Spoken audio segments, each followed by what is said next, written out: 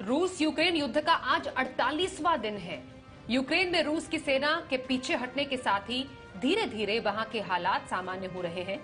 हालांकि कुछ इलाके अब भी ऐसे हैं जहां लड़ाई जारी है, लेकिन जंग के बाद यूक्रेन के शहरों की जो हालत हो गई है उसे देखकर दुनिया अब भी यही सवाल कर रही है कि आखिर इस जंग में जीत या हार किसकी हुई है।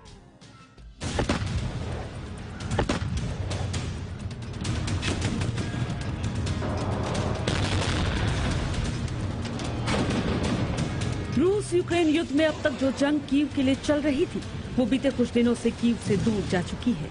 रूस अपने वादे के मुताबिक कीव की जमीन से दूर जा रहा है और रूस के जाने के बाद से ही कई शहरों में हालात सामान्य भी हो गए हैं।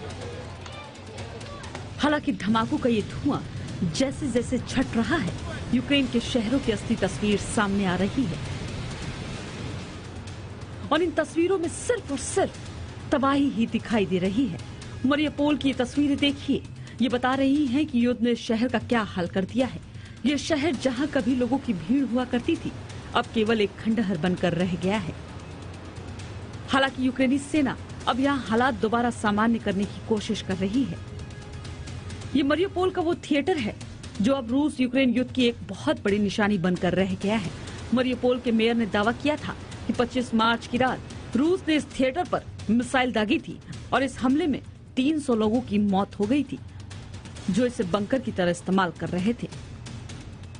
यूक्रेन के मुताबिक अब तक अकेले मरियापोल से ही 1,70,000 लोग पलायन कर चुके हैं और मरियापोल के आसपास तो आज भी जंग जारी है।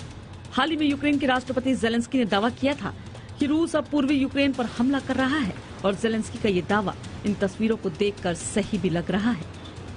ये पूर्वी यूक्रेन का स्लोवियांस्क शहर है जहां लोग रूस के हमले के बाद अब अपने घरों से दूर सुरक्षित जगहों पर जाने के लिए मजबूर हो गए हैं।